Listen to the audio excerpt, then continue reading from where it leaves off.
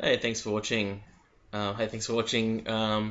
This latest preview on the South Africa-Pakistan series due to begin on the 1st of February.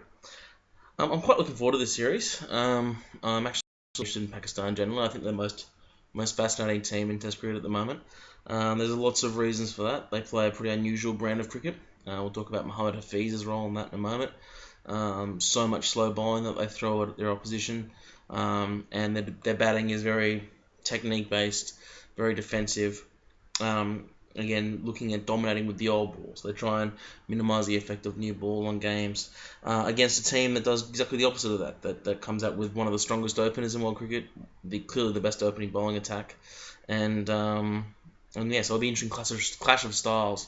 Putting that with Pakistan's surprising or very surprising results against South Africa and England at home, drawing with South Africa and beating England 3-0, it makes for um, I'm going to talk primarily about Pakistan first. Pakistan haven't played Test cricket for quite some time, so I'm quite interested in their performance. Probably the last played, I think, was around May against Sri Lanka. South Africa, of course, have played Australia, England, New Zealand of late, so we've got a pretty good read on them. About the Pakistani, let's look at Mohammad Hafiz in particular. So Mohammad Hafiz is an interesting part of their attack. He comes on against opening batsmen frequently as a right arm off break bowler. Doesn't bowl much, bowls purely to these left-handed openers and has a great deal of success against them. 1.4 wickets a match at 25.43 since January 1st of 2011. Alistair Cook, Andrew Strauss were among those. Karunaratne and guys like Warren Puna for Sri Lanka.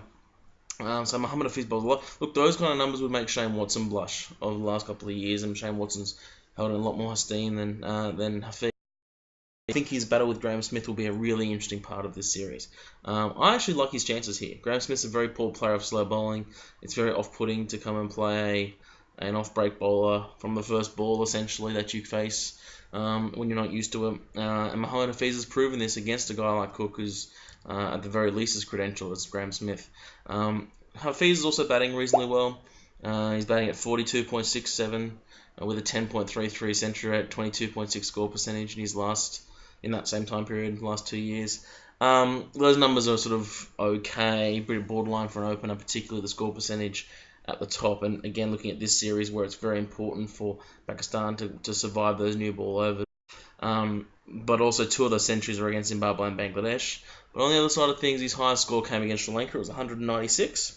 Also put 21, 22, and 52 in the last 4 innings he's played. So some idea for optimism there, but we're probably reaching that was a long time ago. I'm always critical to the Pakistani batting performance. He's turned 35. He's now 35. Last year was his worst year in a long time. He averaged 36 with a 20% score percentage. That actually ended a 7-year streak of 50-plus averages. So he had 50-plus in every year for 7 years. He's one of my favourite players, a really underrated player, I believe. His record in South Africa is also not great. 33.88, never scored a century here, and a 20% score percentage. That's a really big deal. A, because he's just such a classy player, but B, he provides so many of the boundary opportunities that Pakistan. One of the themes of this series is going to be how Pakistan going to be. That's never been a real priority of them in the recent series they've played. Two reasons for that. One is that they've been a very good technical team. Guys like Asad Shafiq, Azhar Ali, Misbah Al-Haq all can play and face a lot of deliveries. And so they're able to get to slow bowlers and play them in Asian conditions. Here, obviously, the challenges are different. Stein, Morkel, Philander, and if you look at someone like Stein, for instance, if you look at an opportunity to beat Dale Stein, as it were, it's really going to be scoring runs against him. Scoring runs quickly. Dale Stein can leak runs, and that's the best way to get on top of him and to give yourself a chance. And there's only really two guys that can do that in Pakistan's batting card. One is Yunus Khan with his cut shot, and the other one is Tawfiq Umar with his cover drive. And really, if you're looking at Yunus Khan being possibly a spent force and unlikely on those numbers to do to rely on Tawfiq Umar to bring you home and get you enough runs. That's going to be a key issue in this series. Can Pakistan get enough old ball overs when they're batting to get enough runs to give themselves a chance to win? Because again, when you look at what they're going to do bowling wise, they're going to want to bowl with an old ball a lot. They're going to want to put side for 40 overs. They're going to want to put Abdul Rahman up there for a lot. They're going to want to bowl Muhammad Hafiz. And they're not going to really have those kind of overpowering new ball threats that some other teams may have. So that's a critical issue. About those old ball threats, Syed Ajmal, obviously a massive part of this series and what he can do and what he can't do. Ajmal's obviously been very, very hot last year, but he's only played one match against South Africa, and it was in the UAE, which I consider essentially a home game for Pakistan. The conditions are very similar, temperature, pitch conditions, obviously a lot of expats as well, so crowd also in their favour. Ajmal took 3 for 197 in that match.